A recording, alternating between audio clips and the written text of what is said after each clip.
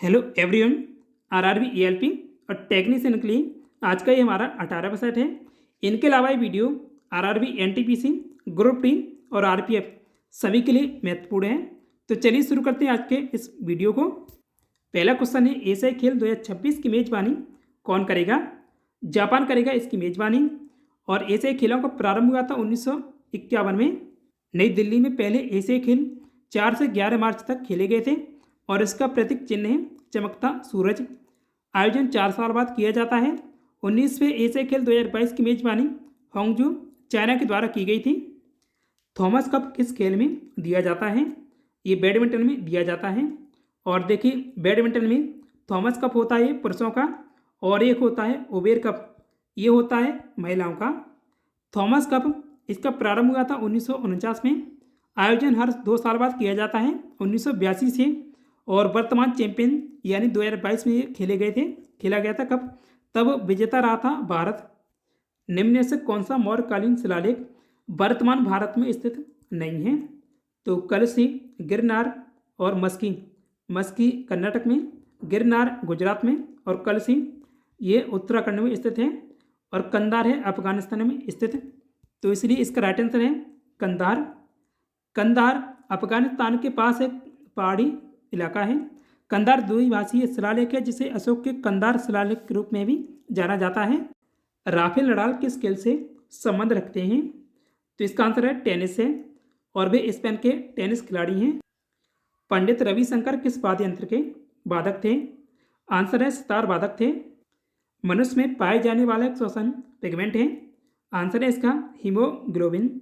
Haemoglobin iron युक्त एक protein है जो लाल रक्त कणिकाओं यानी आरबीसी में ऑक्सीजन के परिवहन को सुविधाजनक बनाता है। लगभग सभी कशेरुकियों यानी हड्डी वाले जीवों में हीमोग्लोबिन होता है। मछली परिवार को छोड़कर, यानी मछली परिवार को कहते हैं चन्नी चथड़े। क्षारीय धातु को आधुनिक आवर्त सारणी में कौन से समूह में रखा गया है? तो इसका आंसर है पहले समूह में। यह है पहला समूह। Hydrogen, lithium, sodium, potassium, rubidium, caesium और फ्रेंसियम। और ये एस ब्लॉक का तत्व है, यानी पहला समूह और दूसरा समूह दोनों एस ब्लॉक में आते हैं। हाइड्रोजन और क्षार धातु को आवर्त सारणी के वर्ग 1 में रखा गया है और ये एस ब्लॉक के तत्व हैं। हाइड्रोजन क्षार धातुओं के साथ रखे जाने वाला एकमात्र अधातु है, तो हाइड्रोजन अधातु है। बुद्ध चरितम पुस्तक के लेखक हैं, तो आंसर है अश्व घोष। देश की पहली महिला प्रधानमंत्री निम्न में से कौन है? इसका आंसर होगा इंदिरा गांधी। इंदिरा गांधी भारत की पहली और एकमात्र महिला प्रधानमंत्री थी। वह पहली बार 1966 में देश की प्रधानमंत्री बनी थी और 1984 में उनकी हत्या कर दी गई थी। भारत का प्रथम गवर्नर जनरल था, यहाँ खालिस्तान में बताना है। तो इसका आंसर है Lord William Bentinck. Lord William Bentinck देश का प्रथम गवर्नर जनरल और उसका कार्यकाल 1828 से 1835 तक रहा था और उसने सती प्रथा का उन्मूलन किया था 1829 में। और 1833 के चार्टर एक्ट के द्वारा। सत्यजीत रे लाइफ टाइम अचीवमेंट अवार्ड 2023 से किसे सम्मानित किया गया है? ये अवार्ड मिला है माइकल डगलस को। देखिए, 28 नवंबर 2023 को गोवा के पणजी में 10 दिवसीय 54वें international film festival of India यानी IFFI 2023 का समापन हुआ। इस फिल्म महोत्सव में हॉलीवुड एक्टर माइकल डगलस को सत्यजीत रे लाइफ टाइम अचीवमेंट अवार्ड से सम्मानित किया गया था और यह पुरस्कार भारतीय फिल्म डायरेक्टर सत्यजीत रे की याद में 1999 से दिया जाने वाला अवार्ड है। और 1952 में स्थापित IFFI एशिया के प्रमुख फिल्म फेस्टिवलों में से एक है। भारत का प्रथम परमाणु रिएक्टर है ये अप्सरा है। भारत और एशिया के पहले परमाणु रिएक्टर अप्सरा का उद्घाटन 20 जनवरी 1957 को प्रधानमंत्री जवाहरलाल नेहरू के द्वारा किया गया था और प्रधानमंत्री जवाहरलाल नेहरू देश के पहले प्रधानमंत्री थे। और इस रिएक्टर को भाभा परमाणु अनुसंधान केंद्र यानी बार्क द्वारा डिजाइन किया गया था और इसे यूनाइटेड किंगडम यानी ब्रिटेन की सहायता से बनाया गया था। भारत में पहला परमाणु रिएक्टर पर स्थापित किया गया था, यानी कहाँ पर स्थापित किया गया था? तो इसका राइट आंसर होगा ऑप्शन नंबर डी, बॉम्बे, या अब मुंबई है तब बॉम्बे। भारत का पहला परमाणु रिएक्टर अप्सरा बॉम्बे मुंबई के ट्रामे में स्थापित किया गया था। भारत में पहला परमाणु ऊर्जा केंद्र कहाँ स्थापित किया गया था? तो इसका आंसर है तारापुर में। ये परमाणु ऊर्जा केंद्र है और वो परमाणु रिएक्टर था अप्सरा। भारत का पहला परमाणु ऊर्जा स्टेशन 1969 में तारापुर पालघर महाराष्ट्र में स्थापित किया गया था और यह भारत में निर्मित पहला वाणिज्यिक परमाणु ऊर्जा स्टेशन था और इसका निर्माण कार्य शुरू हुआ था 1961 से और बना कब है 1969 में। तारापुर परमाणु संयंत्र अमेरिका के सहयोग से स्थापित किया गया था। तत्कालीन प्रधानमंत्री लाल बहादुर शास्त्री की उपस्थिति में मई 1964 में दोनों देशों ने अनुबंध पर हस्ताक्षर किए थे, अमेरिका और भारत ने। निम्न में से कौन सा डेनमार्क देश का राष्ट्रीय चिन्ह है? इसका आंसर होगा समुद्री तट।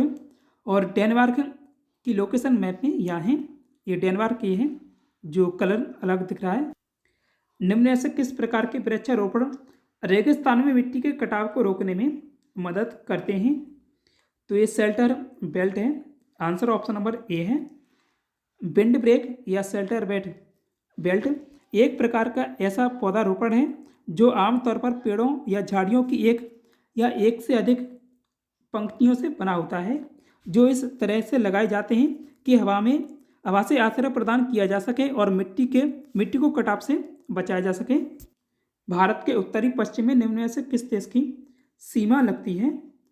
तो अफगानिस्तान और पाकिस्तान, ये दोनों की सीमा लगती है। अफगानिस्तान ये है और पाकिस्तान ये वाला है। राइट आंसर है ऑप्शन नंबर ए, अफगानिस्तान और पाकिस्तान। झारखंड के वर्तमान राज्यपाल कौन है?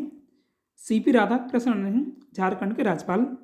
झारखंड की राजधानी रांची है और मुख्यमंत्री चंपई सोरेन हैं और इनसे पहले हेमंत सोरेन थे, उन्होंने इस्तीफा दिया था, उनके बाद चंपई सोरेन बने हैं झारखंड के मुख्यमंत्री। संविधान दिवस या राष्ट्रीय कानून दिवस कब मनाया जाता है? यह खालिस्तान में बताना है। तो 26 नवंबर को हर साल ये दिवस मनाया जाता है और संविधान दिवस मनाने की शुरुआत हुई थी 2015 से ये दिवस हर साल मनाया जाता है। गुजरात और महाराष्ट्र राज्यों का स्थापना दिवस कब मनाया जाता है? 1 मई को इन दोनों राज्यों का स्थापना दिवस मनाया जाता है। तो आंसर ऑप्शन नंबर ए है 1 मई। 1 मई को महाराष्ट्र दिवस, गुजरात स्थापना दिवस और अंतर्राष्ट्रीय श्रमिक दिवस के रूप में भी मनाया जाता है, यानी 1 मई को अंतर्राष्ट्रीय श्रमिक दिवस भी मनाया जाता है। बॉम्बे पुनर्गठन अधिनियम के बाद 1 मई 1960 को गुजरात को बॉम्बे, अब महाराष्ट्र राज्य से अलग कर दिया गया था और लेकिन जो इनका दोनों का स्थापना दिवस 1 मई को ही मनाया जाता है। ये दोनों अस्तित्व में आए थे 1 मई 1960 को। इंटरपोल का मुख्यालय कहाँ स्थित है? इसका आंसर है लियोन, फ्रांस में।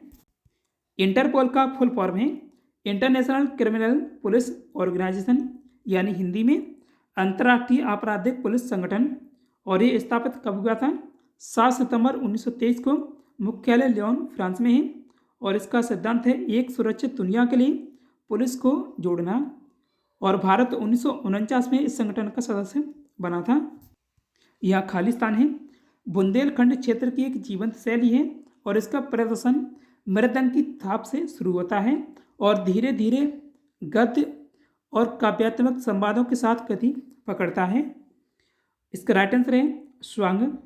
स्वांग बुंदेलखंड का पारंपरिक लोक नाट्य है। इसे प्राय नृत्यराई में विश्राम क्षणों पर किया जाता है। बुंदेलखंड पहाड़ी क्षेत्र अब उत्तर प्रदेश और मध्य प्रदेश राज्यों के बीच विभाजित है। निम्न में से कौन सा देश विश्व का सबसे बड़ा लोकतंत्र है? तो इसका आंसर है भारत। और सबसे पुराना पूछा जाए तो अमेरिका का लोकतंत्र सबसे पुराना है।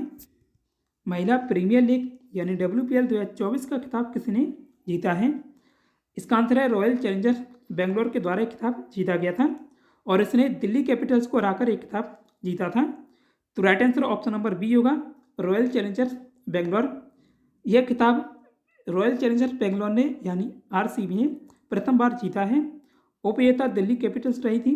WPL भारत में एक महिला T20 क्रिकेट लीग है और इसका स्वामित्व और संचालन भारतीय क्रिकेट बोर्ड यानी BCCI के पास है। WPL 2024 की विजेता टीम रॉयल चैलेंजर्स बेंगलोर यानी RCB के कप्तान कौन है? स्मृति मन्ना है इसकी कप्तान और दिल्ली कैपिटल्स की कप्तान मैग लेनिन है। और WPL की शुरुआत हुई थी 2023 में और 2024 में इसका ये दूसरा संस्करण खेला गया था और इसमें टीमों की संख्या 5 है। जैसे IPL होता है ऐसे ही महिलाओं का WPL शुरू हुआ था 2023 में। फ्रांस ने अपने उपनिवेश वाले चंदनपुर का प्रशासन भारत को या खालिस्तान बताना है में सौंपा था, तो 1950 को सौंपा था। 2 मई 1950 को फ्रांस ने अपने उपनिवेश वाले चंदनपुर का प्रशासन भारत को सौंपा था। बंगाल में स्थित, ये पश्चिम बंगाल में स्थित है। इस क्षेत्र को 1673 में फ्रांसीसियों ने बसाया था। देखिए यहाँ चंदन नगर है, बार बार मैंने चंदनपुर बोल दिया है। जनमत संग्रह के आधार पर भारत में इसका विलय हुआ था। अमेरिका ने ओसामा बिन लादेन को किस ऑपरेशन के तहत मार गिराया था? यहाँ ही गलत है, तो ये राइट आंसर है नेपच्यून स्पीयर के द्वारा। 2 मई 2011 को अमेरिका ने पाकिस्तान में छिपे आतंकी संगठन अलकायदा के प्रमुख ओसामा बिन लादेन को मार गिराया था और अमेरिका ने इस ऑपरेशन को नेपच्यून स्पीयर नाम दिया था। मार्च 2024 में बिचोम निम्न से किस राज्य का 27वां जिला बना है? ये अरुणाचल का 27वां जिला बना है बिचोम। अरुणाचल की राजधानी ईटानगर है और राज्यपाल केवल त्रिविक्रम परनायक हैं। पेमा खांडू इसके मुख्यमंत्री हैं। वर्तमान में उत्तर प्रदेश में कितने जिले हैं? इसमें अभी 75 जिले हैं। जनसंख्या के हिसाब से भारत का सबसे बड़ा शहर है तो मुंबई है। चचिन चराई महोत्सव कहाँ मनाया जाता है? इसका आंसर है अरुणाचल प्रदेश में। चचिन चराई महोत्सव अरुणाचल प्रदेश यानी राज्य में बुमला दर्रे के पास तवांग क्षेत्र के स्थायी चरवाहों द्वारा मनाया जाता है। भारत सरकार के द्वारा आयोजित सामाजिक आर्थिक और जाति जनगणना 2011 आवासों को मापने के लिए निम्न में से कौन सा मापदंड नहीं है? तो दिव्यांग सदस्यों वाले परिवार ये भी हैं। ऐसे घर जिनमें केवल एक कमरा और कोई ठोस दीवार या छत नहीं है। ऐसे परिवार जिनमें कोई सक्षम सदस्य नहीं है, तो ये तीनों तो ठीक हैं। महिला मुखिया वाले घर जिनमें 16 से 59 वर्ष की आयु के बीच कोई वयस्क पुरुष सदस्य नहीं है, तो इसका राइट आंसर होगा, ये तो सभी सही हैं, तो इसका राइट आंसर है ऑप्शन नंबर डी। ऐसे परिवार जिनमें 15 से 59 आयु वर्ग की कोई वयस्क महिला नहीं है। देखिए ये यहीं तक पूछा गया था। सही उत्तर बताने के लिए मैंने इसमें ये जोड़ दिया है।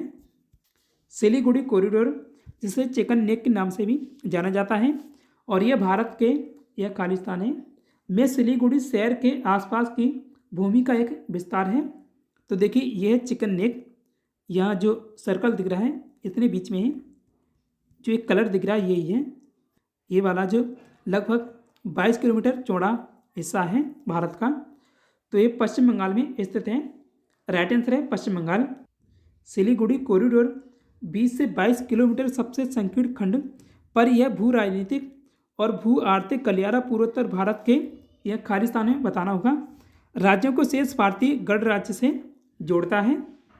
तो सिक्किम को छोड़कर यह पूर्वोत्तर भारत के 7 राज्यों को जोड़ता है। इसका राइट आंसर होगा 7। सिलीगुड़ी कॉरिडोर नेपाल और यह खालिस्तान में बताना है। देश गलियारे के दोनों ओर स्थित है और भूटान गलियारे के उत्तरी छोर पर स्थित है, तो ये बांग्लादेश है। आंसर है ऑप्शन नंबर सी, बांग्लादेश ये है। इसे कहते हैं चिकन नेक। नेपाल और बांग्लादेश के बीच में है, लगभग 22 किलोमीटर का हिस्सा है। देश की सबसे बड़ी कार निर्माता कंपनी है, इसका आंसर है मारुति सुजुकी। मारुति सुजुकी स्थापित हुई थी 1981 में। मुख्यालय इसका नई दिल्ली में है। अध्यक्ष RC भार्गव हैं। प्रबंध निदेशक और CEO इसाही टेकुची हैं। भारत के पड़ोसी देशों की कुल संख्या बताएं। तो भारत के पड़ोसी देश कुल 9 हैं। भारत के पड़ोसी देशों की लिस्ट यहाँ दी गई है और ये मैप है। तो यहाँ बांग्लादेश, चीन, पाकिस्तान, नेपाल, म्यांमार, भूटान और अफगानिस्तान ये सभी भारत के पड़ोसी देश हैं। श्रीलंका और मालदीव इनकी जलीय सीमा भारत से लगती है और ये भी भारत के पड़ोसी देश हैं। भारत कितने देशों के साथ समुद्री सीमा साझा करता है? तो इसका आंसर होगा 2 के। श्रीलंका और मालदीव भारत के साथ समुद्री सीमा साझा करने वाले 2 देश हैं। भारत का अंडमान निकोबार द्वीप समूह इंडोनेशिया, म्यांमार और थाईलैंड के साथ समुद्री सीमा साझा करता है। भारत कितने देशों से भूमि सीमा साझा करता है? वैसे कुल मिलाकर 9 पड़ोसी देश हैं, जिनमें 2 की समुद्री सीमा भारत से लगती है, लेकिन यहाँ भूमि सीमा पूछी गई है, तो अब 7 देश हो जाएंगे। राइट आंसर होगा ऑप्शन नंबर बी, 7। और इन पड़ोसी देशों को आप मैप से भी देखिएगा। आज के वीडियो में इतना ही। प्रीवियस क्वेश्चन में पूछा था भारतीय संविधान की निम्न में से किस अनुसूची में 22 भाषाओं का उल्लेख है? तो 8वीं अनुसूची में है। आज के लिए टेस्ट क्वेश्चन, भारतीय संविधान के अनुच्छेद 5 से 11 यह खालिस्तान से संबंधित हैं।